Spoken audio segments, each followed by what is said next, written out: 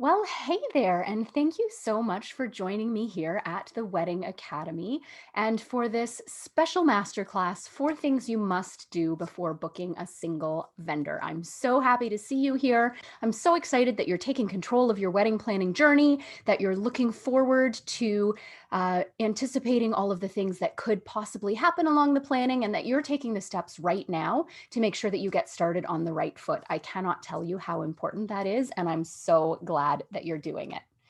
So welcome, welcome, welcome. It's such a pleasure to see you here. My name is Amy. I am from London, Ontario. I'm a wedding planner and educator here in London. I've been working as a wedding planner since 2009, and it is such an amazing job. It's certainly no J-Lo in the movies, but it is amazing because I get to work with people on what is usually the happiest day of their lives. Every day is different, every couple is different, and it's such an amazing and fulfilling career. I have an amazing team of 8 passionate and lovely ladies that I work with, and our ultimate goal is to help give you the tools that you need to plan your wedding with a minimum of stress and that feeling of overwhelm that so many of our couples say that they felt before they started working with us. We work with any couple, at any stage of their wedding planning. So we work with couples right from the very beginning, and we also do a lot of month of management as well. So if you're looking for some help, feel free to contact us. But I definitely think that you are definitely on the right foot by being here today.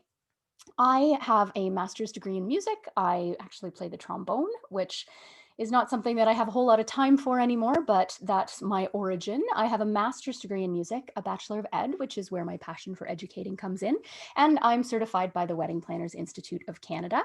I started the Wedding Academy so that I could help provide education and support for couples who aren't necessarily working with a wedding planner. So if you are one of those couples, congratulations. Thank you for being here. And I'm so excited to talk to you today about all of the things that you need to do before you start booking a single wedding vendor. Now, first off, congratulations, you're engaged. It's such an exciting time. I'm so happy for you. I really hope that you feel like Jen and Ian do here in this picture. They were just such an awesome couple. They were just so excited and passionate and happy, and it was such a pleasure to work with them on their wedding. So I sincerely hope that you are taking as much joy in your planning as Jen is showing here in this picture. However, I know that sometimes you could start to feel like this poor bride. And I sincerely hope that that's not you. But if you are feeling a little bit of that stress, it's okay. Sit back, take a deep breath, relax, and know that I'm here for you. So you are starting out on the right foot. If you take the 4 things we're going to talk about today and implement them in your planning process, you are definitely going to be building that solid foundation for your wedding planning house. Now, I've been doing this for a long time. 12 years in, I've definitely noticed that there's a little bit of a journey in the planning process that you might feel you're somewhere along the stages of now. So, the first stage is that excited engagement phase where you just want to get on the phone and you want to tell everybody you've ever met that you're engaged and you're so excited to marry the love of your life, and you have all of these dreams and visions, and you just can't contain your excitement at this point. And then you start to talk to people and you recognize that there might be some pressure creeping in. And I really hope you're not experiencing this, but the vast majority of couples feel pressure from somewhere, whether it's your parents, whether it's your siblings, whether it's pressure from yourself to feel like you need to keep up with the Joneses and have a wedding that's going to match or top every other wedding that you've ever been to. You're going to find that people have all kinds of opinions and they want to know immediately, what's the date, what's the venue, what's the style, am I invited? And all of a sudden it can get a little bit overwhelming. So the solution for a lot of couples is, okay, we're having all of these questions and we don't know how to answer them. We better jump in and book some things right away so that we can tell people, okay, here's our date and here's our venue, and we'll be able to answer the questions that they're asking. So a lot of couples, very soon after they're engaged, book a venue or buy a dress or do something so that at least they feel like they can answer some of the questions that they're being asked by their probably well-meaning friends and family who are probably inadvertently putting that pressure on. Now, More often than not, I have couples who come in and sit on my couch in my showroom and they're experiencing some kind of buyer's remorse. And that's often a factor of having committed too quickly to something to try and just get something done.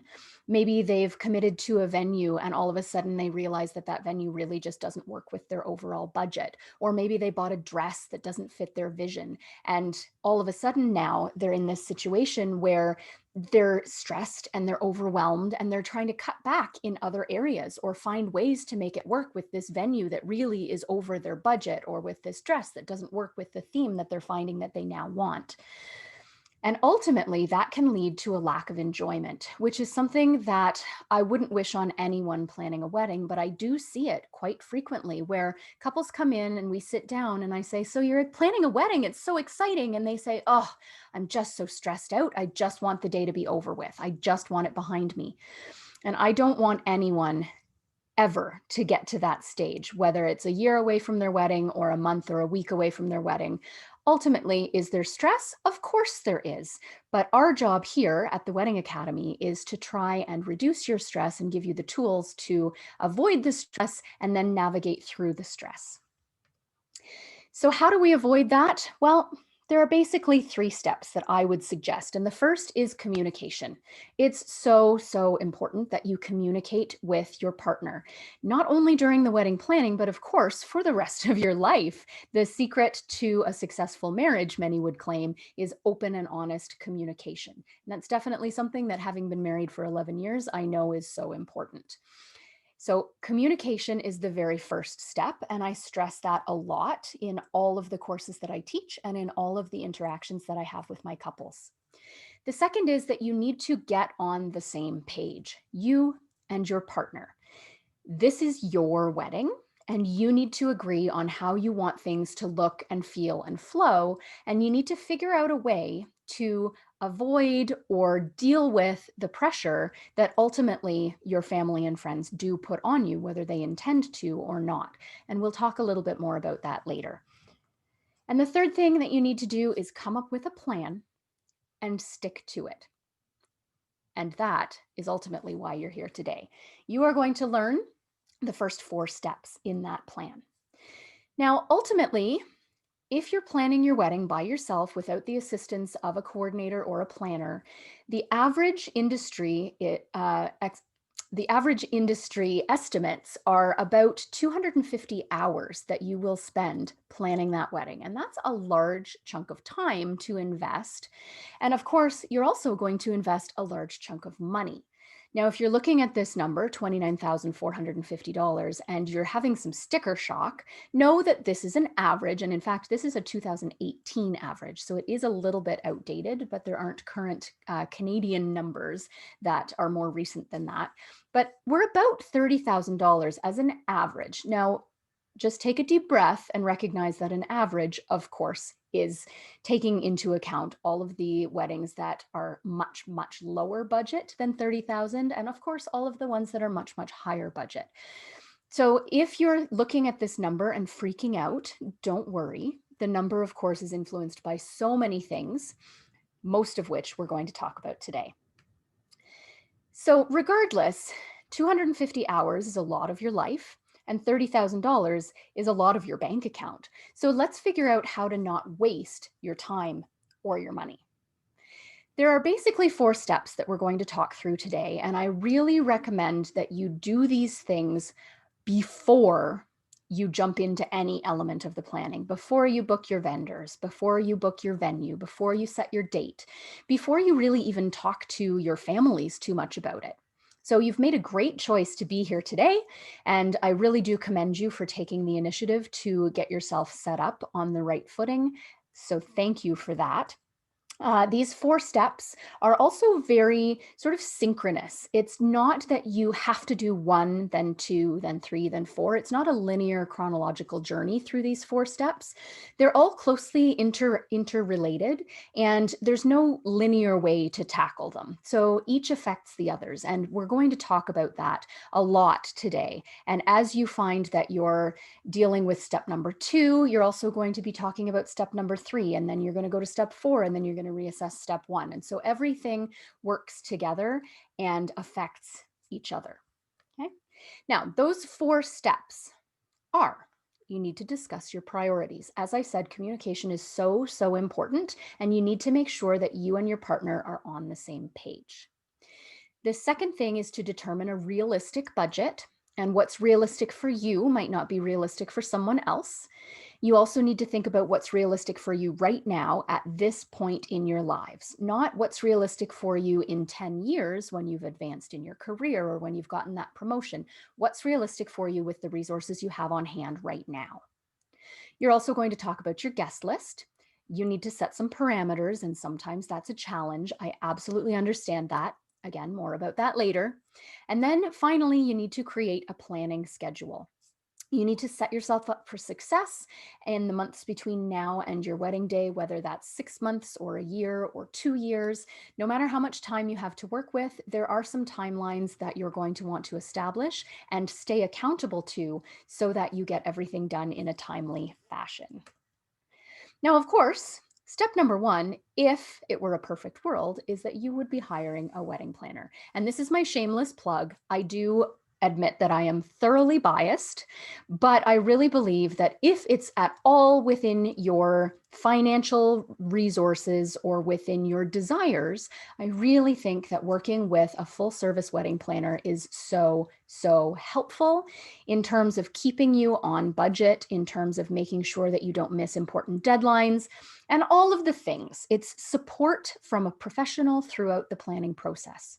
Now, we recognize that that's not financially feasible for everyone. So if you're in that boat where you can't commit financially to hiring a full service wedding planner, there's always the option of day of or month of coordination, depending on the planner. The terminology is a little bit different, but generally that's having someone jump in 6 weeks or a month before your wedding day when you've done all the planning, and then they come in and execute your vision. Of course, if you're not even able to work with a coordinator on that level and you're doing it yourself, you absolutely need to have the resources to do the planning and manage the day. And that's where I come in today with this masterclass. Now, those 4 steps we're going to go through individually. I'm going to give you some strategies and some tips for each of them. And the first is discussing priorities.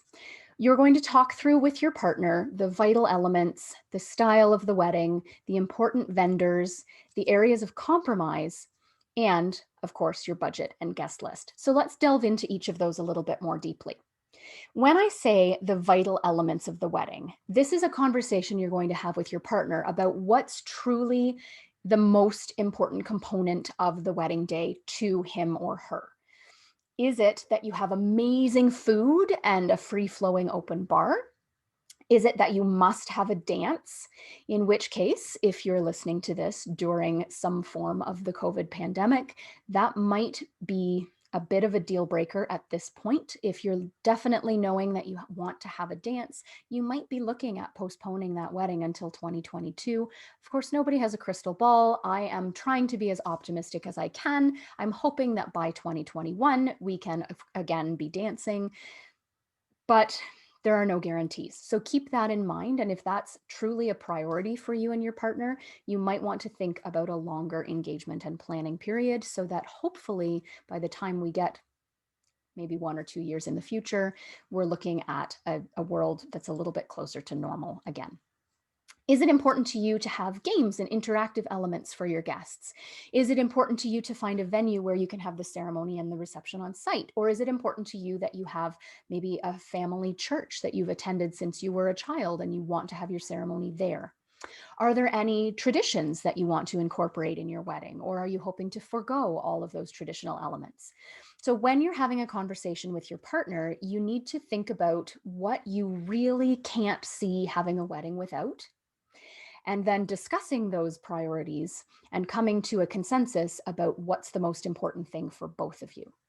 And that's going to determine the style of your wedding. Are you going to lean towards a more traditional style where you have a ceremony in the afternoon, then you have a break for cocktails while you do your photography, then you have a dinner and a dance? Are you going to have a less formal cocktail style reception where maybe you have your ceremony later in the day and then you have the opportunity to mingle with your guests as you have bite-sized, maybe butler served hors d'oeuvres? Are you going to have a brunch?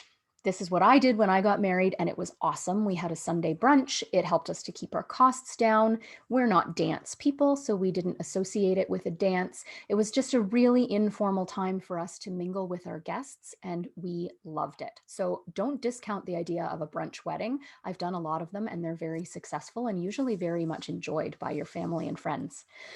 Or are you going to go with a very non-traditional style to your wedding? Are you going to host it in a movie theater and show the film of you? I have done that in the past and it was awesome. Are you going to structure it as a carnival or as a concert or as some kind of an event for your guests? And again, if we are still mid-COVID when you're listening to this, structuring your wedding more like an event, a concert or a cabaret or some kind of non-dance related event, a magician, a stand-up comedian perhaps. Those are lots of really engaging, very fun ways to interact with your guests to give them an experience that doesn't necessarily revolve around a dance. Now, once you've determined the style of wedding, you're going to want to discuss how important the different vendors are to you. And so, what I mean by that is it important to you to have a killer venue? And you're likely going to splash out on that and spend a larger portion of your budget on the venue. Is it important to you to have a great planner to help guide you all the way through? Is it important that you have a really personable, special officiant to actually do the marriage ceremony and make it really personal and meaningful for you and your guests? Is photography and videography your highest priority? Because those are your lasting memories. That's what's going to capture the day so that you can show photos to your grandchildren. Is it important to you that you have beautiful flowers and stunning decor, or that you hire the best band in town so that you have that dance floor pumping all night? Discuss which vendors and elements of the day are important to you, and those usually work hand in hand. If food is a very high priority, then you're going to spend a lot of money on a caterer. You're going to rank that very high on your list of priorities. Now, I always kind of liken planning a wedding to buying a house. And if you've done that, if you've had the home buying experience, you know that likely you're going to create a list of priorities for your realtor. You're going to say, we want a house in a great location that has 4 bedrooms and an ensuite bathroom with a finished basement and a big backyard. And your realtor is going to go out there and try to find the best of what the market has to offer. But ultimately, you probably know that there are compromises that you have to make. Maybe you found a house that's in an awesome location with a great backyard and a finished basement, but it doesn't have an ensuite. But that's okay because there's actually a 5th bedroom that down the road you could convert into an ensuite. So it's all about give and take and establishing those priorities and figuring out what you can live without and what is an absolute must have. And so those are the areas for compromise that you're going to discuss with your partner.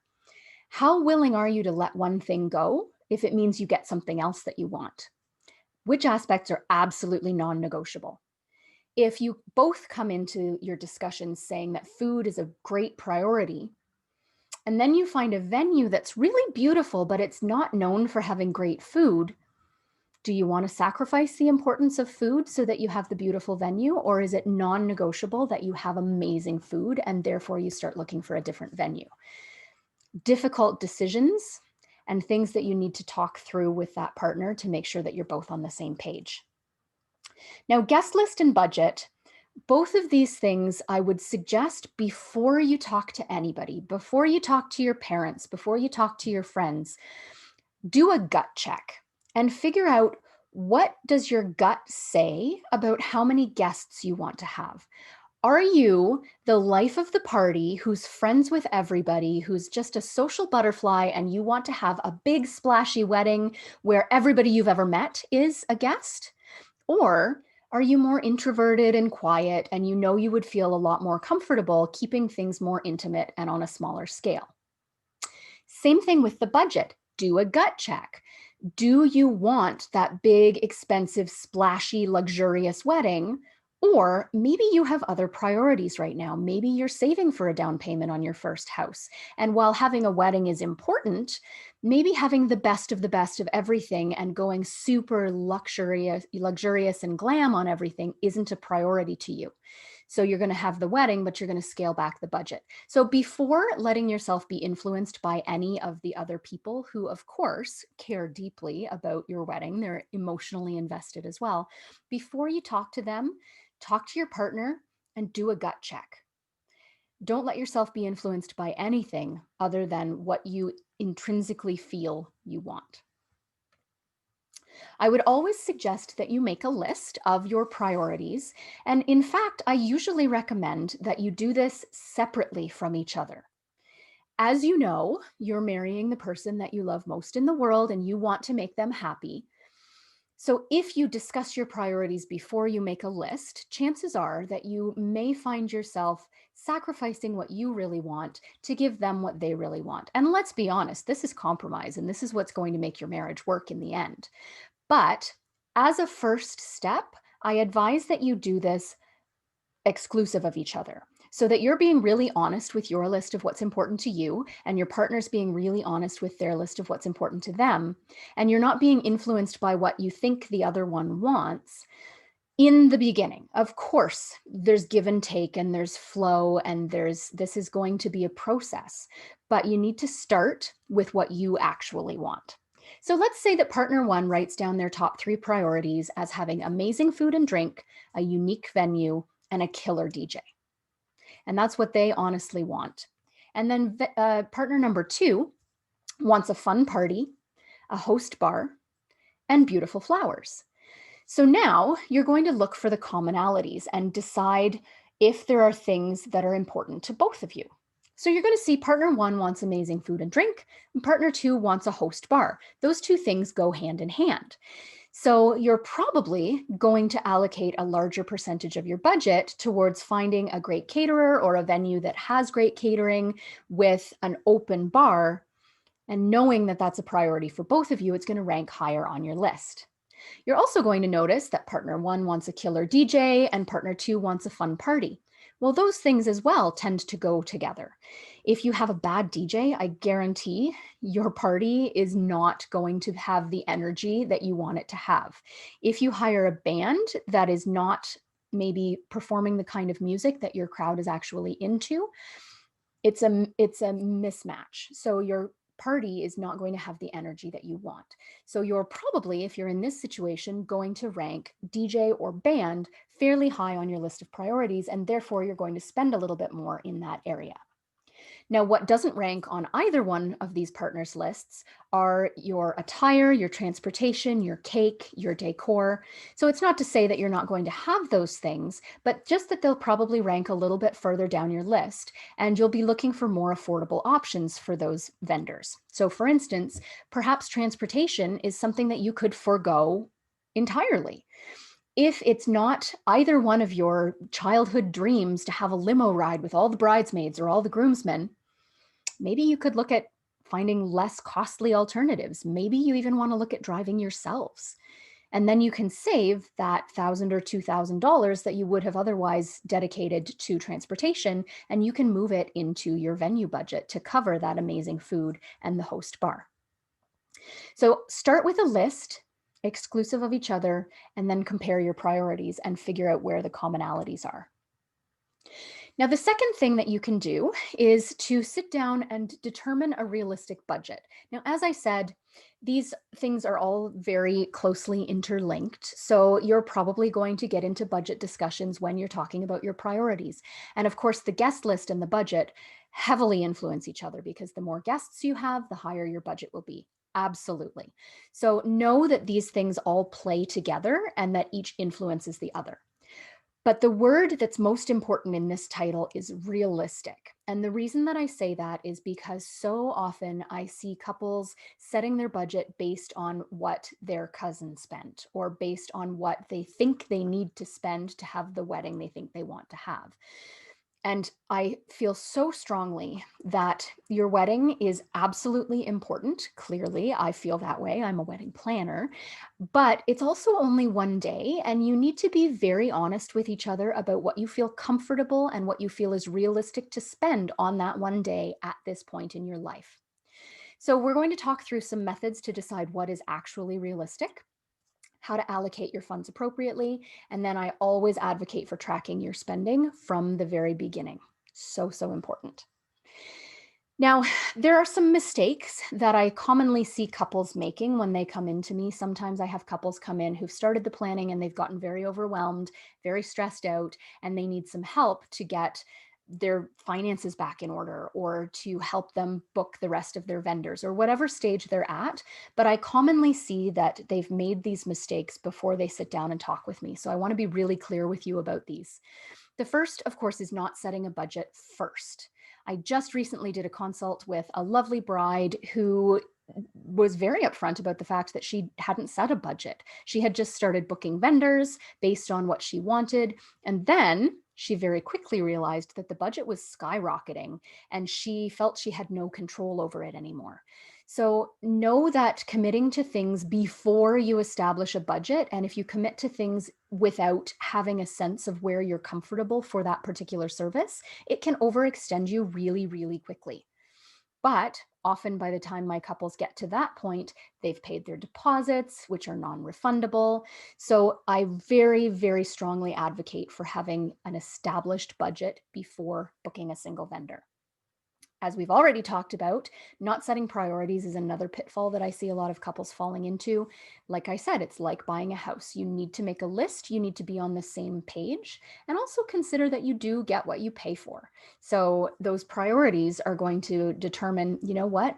Photography really is very important to us. So we're going to look at a number of photographers in our region, and we're going to understand that there's probably a reason why this photographer is $5,000 and this photographer is only $500. And if photography is a priority, know that you are going to get what you pay for. So allocate your budget appropriately. Then the final thing that I see which creates budget problems is forgetting miscellaneous details. And these are things like taxes and gratuities and licenses and those kinds of things. So don't forget, depending on where you are and where you're listening to this from, you probably have some kind of a provincial or a state implemented tax. Here in Ontario, it's 13%. So if you come up with a budget, first of all, great job. But if you forget that with your catering, you need to allocate a gratuity. In fact, most caterers automatically charge a gratuity of somewhere between 15 and 20%. If you don't allocate for that, all of a sudden your $100 a plate gets another 20% tacked onto it. So now you're at $120 a plate. And then it's taxed at 13%. So all of a sudden, your budget of $100 a person is blown sky high because you forgot to allocate the tax and the gratuity. So that's why having a comprehensive spreadsheet that allows for all of those miscellaneous expenses is so important. Now, you need to absolutely discuss what is realistic for you. And there are basically three ways that I would suggest that you tackle that. Because, as I said before, when I flashed up that slide of $29,000, if that shocked you, then you need to know that that's realistic for a lot of people. Maybe not for you, but know that when you say that W word, oftentimes services and products get jacked up. The prices get jacked up because weddings are a huge industry. So when you're sitting down to decide what's realistic for you, as I said, very, very closely linked to your guest count estimate. So you need to discuss with your partner what's realistic in terms of the guests that you want to invite. And we'll talk more about that in a minute, but think about, first of all, yours and your partner's guests. Then think about your parents' guests. If you're in a situation, particularly where your parents are contributing financially to the wedding, they may feel that they are entitled to invite some of their friends so that they have people to hang out with at your wedding. So that's a conversation that sometimes is uncomfortable, but you need to have that conversation with your parents. And then don't forget about your vendors as well. It's very typical. In a lot of cases, it's written into a contract, and it's also just courteous to provide meals for any of your vendors who are with you for a large portion of the day. So we're talking about your planner, your photographer, your videographer, your DJ, sometimes your band. So if you're in a situation where you have a photographer who comes with an assistant, and a videographer who comes with an assistant, and a planner who comes with an assistant, and a DJ who comes with an assistant, all of a sudden those are 8 additional people. Now, sometimes your venue will give you a vendor discount on those meals, and your vendors should not be drinking. So you'll probably have them removed from the bar package as well if you are at a venue that's charging based on the number of people with a flat fee as opposed to a consumption bar.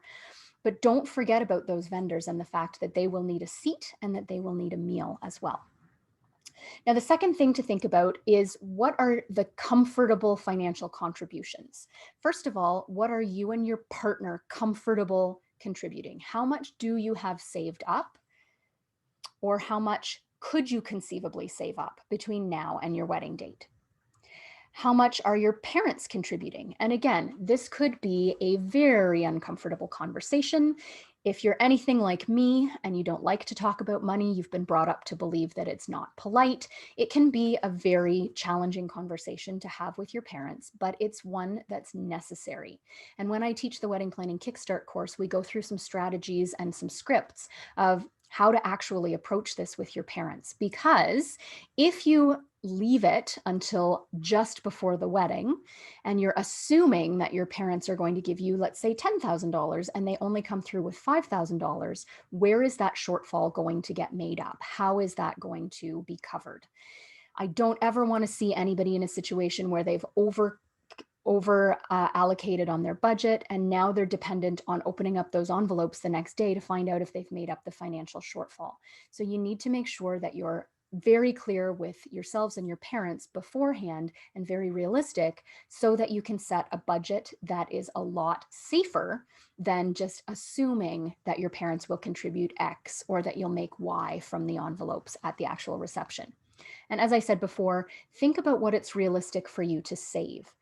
If you know that you want the big splashy wedding and you know that you don't have anything saved right now, maybe a longer engagement is the way to go, because you're going to give yourself time between now and the wedding to save up some additional funds. You're going to probably have to think about where you can cut back. Maybe you can reduce the data plan on your phone. Maybe you can eat out less often. Maybe you can look at $10 bottles of wine instead of $20 bottles of wine. Whatever it is for you, figure out how much it's realistic to allocate between, and how much it's realistic to save between now and the wedding date, and then set your date from there. Now, this one's a little bit trickier, and I do advise you to be cautious with this, but it's always advisable to research your area costs. As you know, different regions have different price ranges for everything. Different, socioeconomic regions have different income rates and different cost of living and that kind of thing. If you're living in London, Ontario, you're going to pay a lot less for most wedding services than you would pay if you're living in Toronto, for instance. If you're living on the West Coast, it's going to cost you an awful lot more than if you're living on the East Coast. So that's why I say researching area costs is really, really important. But I do caution you to be careful with this, because a lot of this is going to be anecdotal evidence.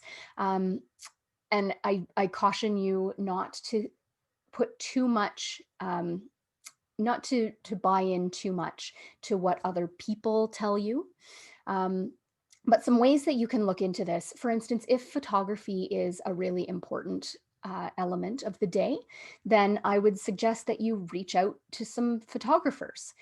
Make a list of photographers that appeal to you in your area and just ask them for their ranges. Now, a lot of vendors don't put their prices online, and that's because it's far easier for us to explain what we do face to face than we could ever do in writing on a single web page. So a lot of vendors are going to want to sit down with you and have a conversation so that they can ascertain really what it is that you want, what you like, what you're looking for, and then they'll give you a custom quote based on that. But most vendors are not going to refuse to give you a price range if you explain that you're just starting out, that photography, for instance, is a priority to you, but that you don't want to waste their time by sitting down to meet with them if they're going to be ultimately out of your price range. So that's one way that you can approach that most vendors will be very open to, and it will give you a sense, even if it's just a ballpark range, of approximately what that vendor will cost. And then you can extrapolate from there as to what the rest of your wedding might end up costing. Now, this is why I say be cautious if you're asking on social platforms, like, for instance, the Facebook swap and sell groups. I assume that a lot of you might be familiar with these. If you're not, my experience with the local groups is that often a lot of the couples who are in there are looking for very budget services. So quite often I will see posts that ask for affordable photographers or cheap photographers or photographers that won't break the budget. Now, of course, what that means to everybody is relative. And I'm certainly not saying that there aren't high-end couples and couples looking for luxurious weddings in those groups as well. In my experience, though, the couples that are in those groups may have lower overall budgets than someone who's looking for a very luxurious wedding. So just take that one with a grain of salt and know that sometimes people aren't always, you're not necessarily comparing apples to apples. And the same goes for talking to your friends who've been married. If you have friends who've been married in your general region, that's absolutely a great place to start, but know that you're not necessarily comparing, like I said, apples to apples. Maybe they had more guests than you're going to have. Maybe they had different priorities. Maybe they really spent a huge amount on the venue and the food, and you're really just looking for a barn and a barbecue. So those things, of course, are going to influence how their budget compares to yours. But what you're doing here is just getting some basic information so that you can work in conjunction with these three things: your guest count estimate, what you and your parents are comfortable contributing, and then the area costs. And what's going to end up happening is that you're going to see a number coming to light. You're going to see some clarity around what might be realistic. Now, every budget is influenced heavily by your priorities. So these numbers are not at all magical because your priorities might be different than this very generic graph that you're looking at right now. But what I do want you to notice is that the reception costs are far and away the highest of any category. And when I say reception, I'm talking venue, I'm talking food, I'm talking drink, I'm talking favors, things like rentals. If you're doing that, depending, sometimes rentals fall into the reception category, sometimes they fall into the decor category. So rentals would fall into your reception category if you're having a tent wedding, for instance, and you have to rent a tent and tables and chairs and washrooms and a generator and the whole 9 yards. But generally speaking, reception costs are going to be the lion's share of your budget, followed by decor and floral. Unless those are not a high priority to you, you might end up spending a lot more on photo and video than you do on decor and floral because of how your priorities weigh out. Your ceremony is usually going to cost a smaller percentage because it's shorter. Usually your space requires less decor, or I recommend less decor because your guests are there for a shorter period of time. Of course, you might want to have a jaw-dropping ceremony site with all kinds of floral installations. And if that's the case, it's going to be higher on your priority list and therefore more of a percentage of your budget. Your miscellaneous expenses are things like the licenses, the permits, things like your marriage license, which you need because you can't get married without it, hotel rooms, that kind of thing. Now, know that this definitely gets tweaked depending on how important different elements are to you. I have a budget spreadsheet that I work through with my full coordination clients, and that is part of my wedding planning kickstart course. And it is very, very organic. It's a document that changes countless times from the beginning to the end of the planning, but it's important to start out with a document like that so that you know what's important to you and all of the expenses that you should be including. So here's that budget tracking spreadsheet. This is just the first page. You'll see that I have categories like ceremony broken down by percentages of the overall budget. And then there are line items for everything that you might possibly be including in that category. So, what I would suggest is that you go through and you set up categories that make sense for you. You can definitely adapt an existing budget sheet. So, you can either, if you're working with me, of course, use mine. If you're not working with a planner, then there are all kinds of resources, like, for instance, the Knot or Wedding Wire, where they have a suite of planning tools that usually include some budgeting tools and spreadsheets. So you can definitely look at those and adapt them to meet your needs and your priorities. And as I said earlier, don't forget about those taxes, licenses, permits, gratuities. They can stack up quickly. Now, working very closely with budget, of course, is your guest list. The more guests you have, the higher your budget. It's not really rocket science, but they're very closely linked. So you and your partner need to determine your parameters. You need to talk to your parents. And I would always suggest starting a tracking sheet early, much like with your budget spreadsheet, so that you can track your addresses, your meal choices, your table placements, and that kind of thing. So, when you're discussing who to invite, there are a couple of different overall strategies that you can apply. The first is to start with a list of everyone, and then, if that gets out of hand, look at cutting back. And this is something that you might have to do if you are planning mid COVID, because we don't have a crystal ball. We don't know what the gathering restrictions are going to look like next year or the year after. Again, I'm being as positive as I can about this, hoping that we're back to something resembling normal by the 2021 season. But if we're not, you might want to start thinking about, well, our ideal guest count is 150. But if we had to pare that back to 100, here's what the list looks like. And if we had to pare that back to just 50, here's what the list looks like. And of course, this is a whole topic for a whole other conversation, but you have to decide with your partner if gathering restrictions are lower than what you feel comfortable with. Will you postpone? Or will you go ahead, have a separate celebration later when it's safe to do so? You need to have those conversations with your partner, and I would suggest having them now if you're getting married in the 2021 season. Now, the other option that you could start with is start with your absolute bare essentials. So, just presumably your immediate family and very closest friends.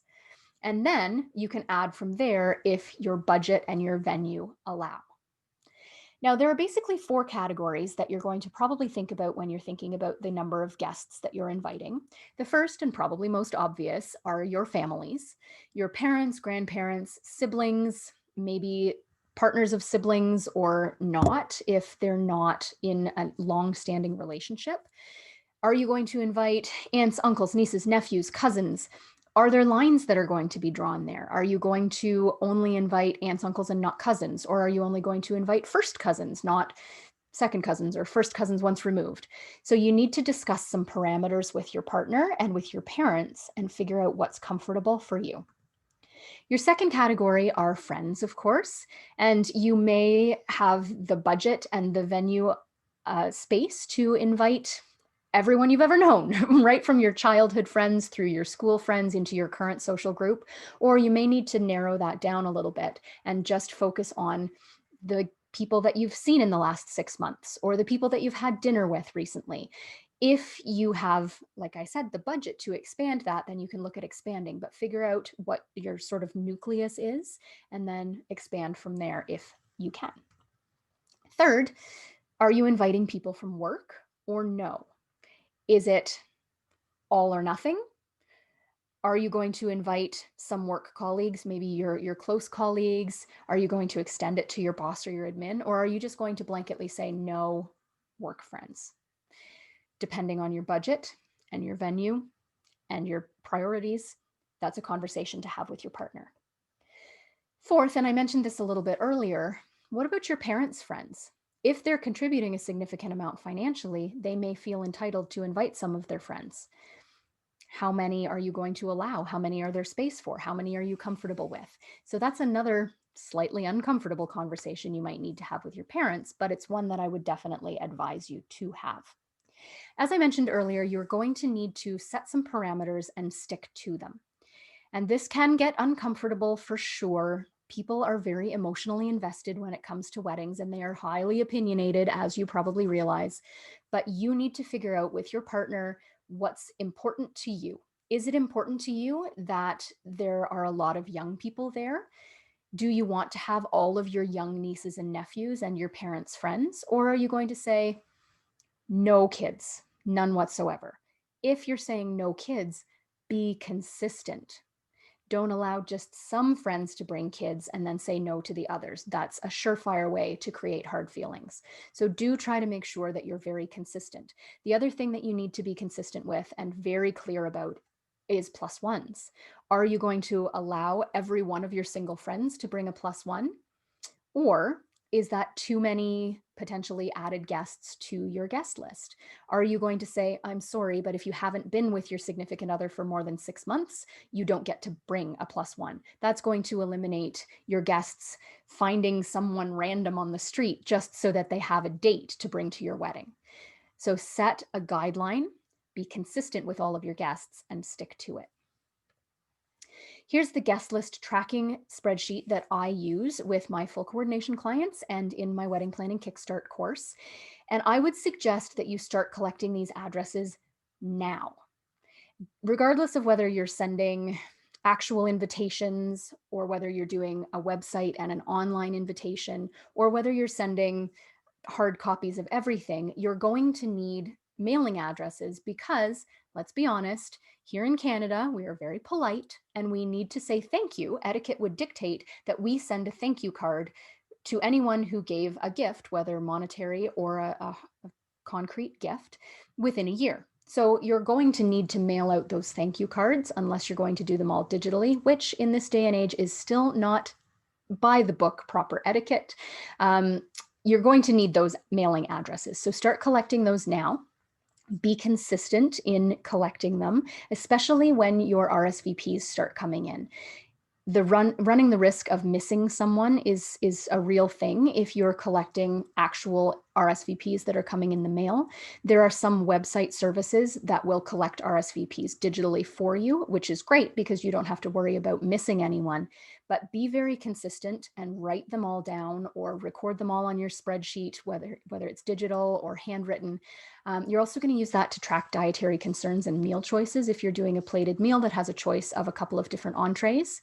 And then you're going to use this for seating, and you're going to send it to the caterer as well, because in most cases, your caterer is going to need to know how many people are at table 8 and how many beef and how many chicken are going to table 7, and which table has the person with the gluten allergy, and which table has the person with the peanut allergy. These are things that your caterer is going to need to know. So if you start organizing them early, you're going to be that much farther ahead in the month before the wedding when there are a million other things going on. You don't want to be pulling together this list at that point. So start now, be organized, be consistent, and you won't have that additional stress on your plate when you get to the month before the wedding.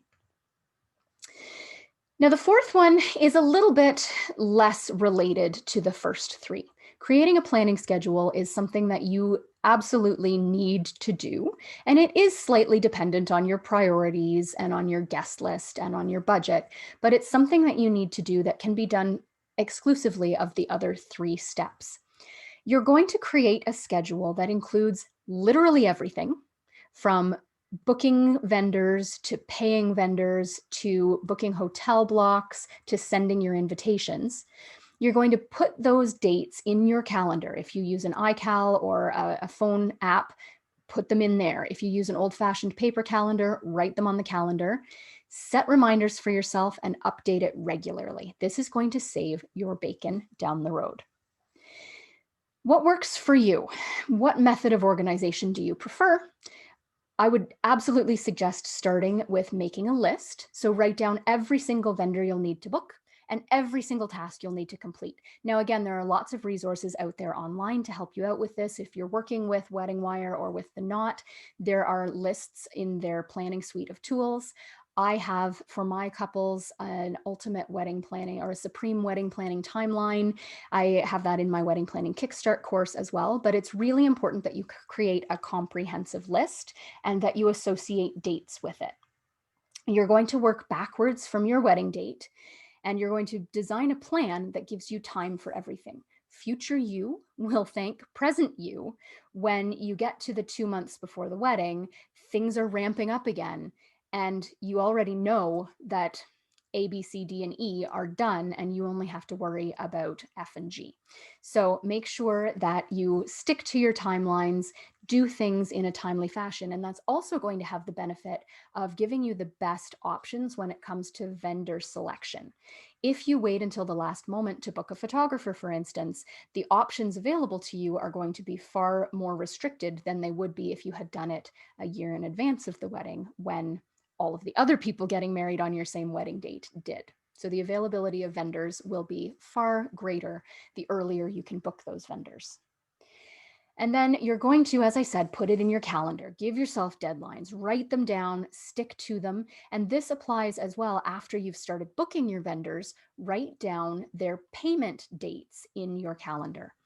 A lot of vendors will break things down into 2 or 3 payments, and they'll have different schedules for when they want those payments made. So please make sure that you write those down as well, so that you can stick to them and be on top of the game and know that you have a $1,000 payment coming out next week, instead of being surprised when that payment comes out and then scrambling to make up the difference in your bank account or move money around from your savings to your checking or whatever it is.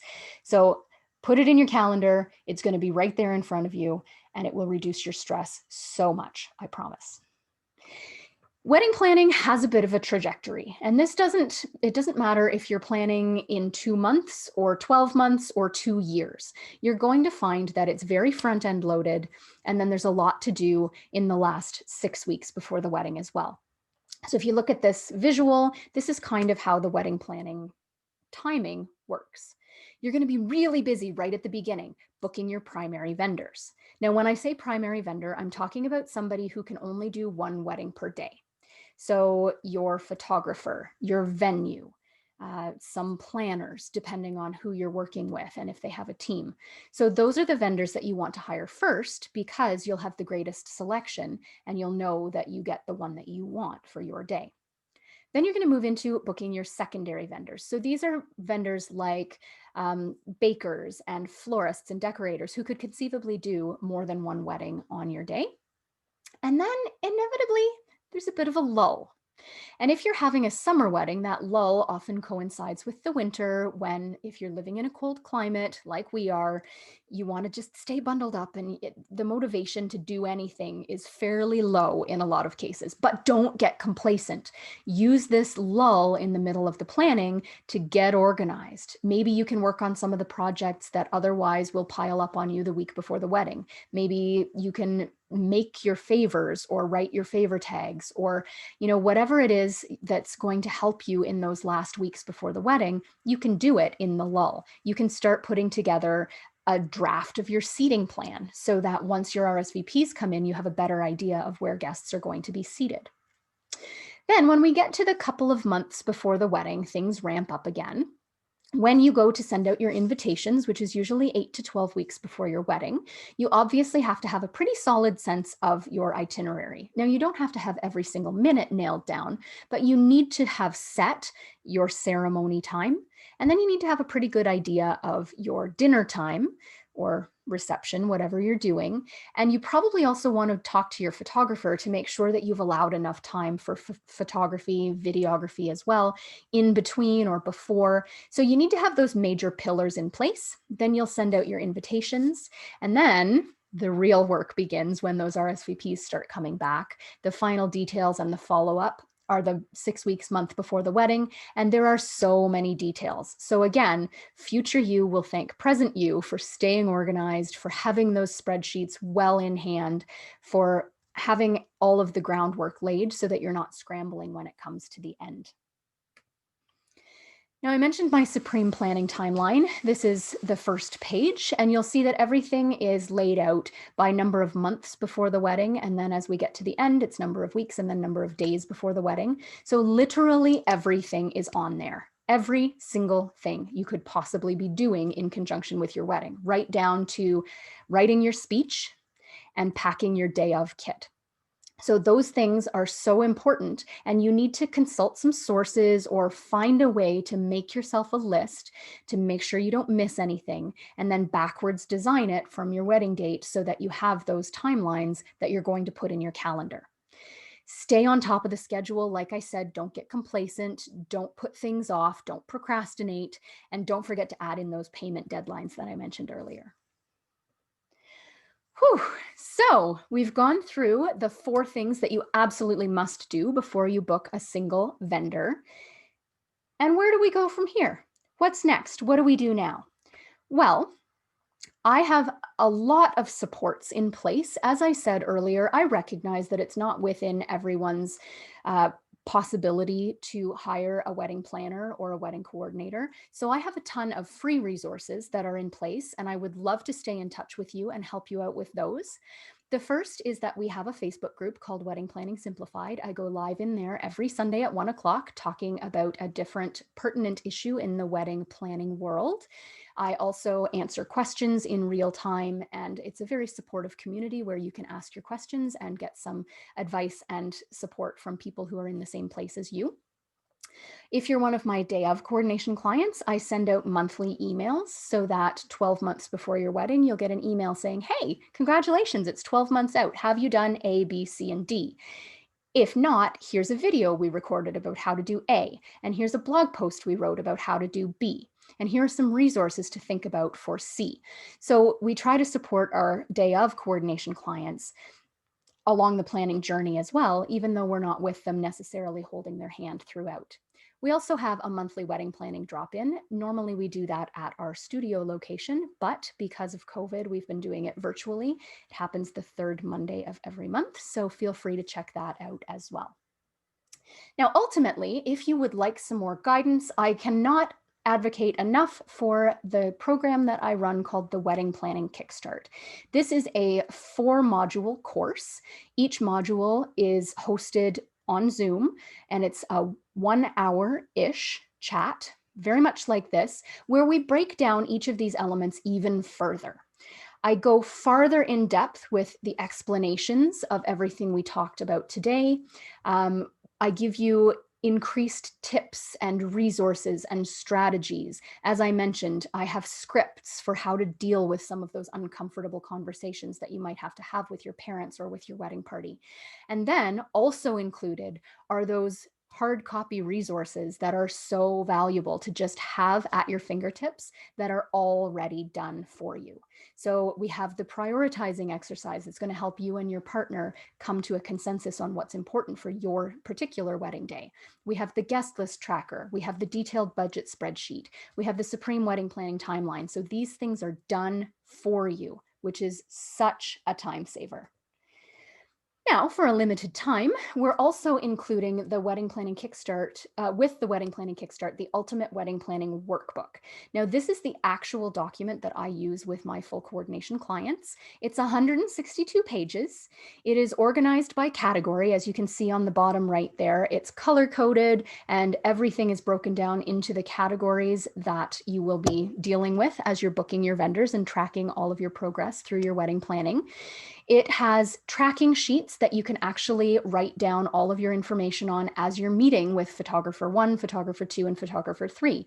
It's going to give you things to think about and questions to ask for every vendor so that you're asking all of the vendors the same information instead of being at the mercy of their spiel, and maybe photographer A doesn't cover something that photographer B does, and then you have to go back to photographer A and ask that question. You're not going to have to worry about that with this because you're going to have the questions that you're going to need to ask, even if you've never planned a wedding before. That's why I've included those questions, because you don't know what you don't know. So they're there for you to use as a resource and help guide you through the consultation process as you're meeting with and booking all of your vendors.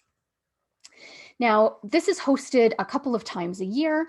We are hosting this starting Monday, November 23rd, and then the 30th, and then on the first 2 Mondays in December. If you're watching a replay of this later on, we also run this in the early spring, usually end of February. So that's something that you can look out for. Reach out to me if you're watching a replay and you want to catch the next go round of this course. As I mentioned, it's hosted live through Zoom, very much like this format. You'll get a link to the recordings if you're unable to make it live. We do lots of live Q&A, so you don't have to worry that you're ever going to be left hanging if you have questions that are particular to your own wedding. And as I said, those digital resources are going to be provided for you. Of course, they need to be tweaked based on your particular timeline and your particular guest list and your particular budget, but they're done for you at the base level, so you don't have to build them from scratch. As I said, we do those live Q&A sessions, and we have an additional Q&A midway through the week so that as we go through the month of the course, you don't ever feel like you're left hanging with a question that you have to wait a week to have answered. Now, how do you sign up? Super easy. Shoot me an email, amy@unmistakably.you.com. Tell me you want in, and then check your email. So easy to sign up. I would love to see you there for our next course running, whether that's in the fall or in the early spring.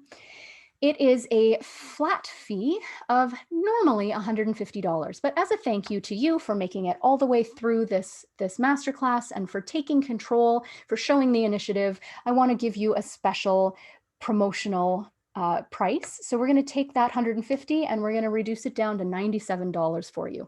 It's such a great value. It includes the 4-module course, all of the support, all of the documents done for you, as well as that 162-page workbook, which is such a great resource. So thank you so much for making it through to the end here with me today.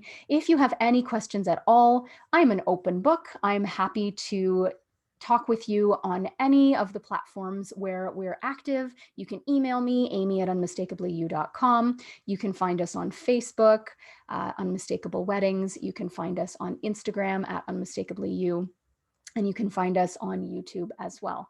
I am more than happy for you to reach out with any questions that you have at any time about anything. I love talking about weddings. I'm happy to chat with you about anything you're wondering. Thanks so much for watching to the end, for sticking with me today. Good luck with your planning, and I'll catch you later.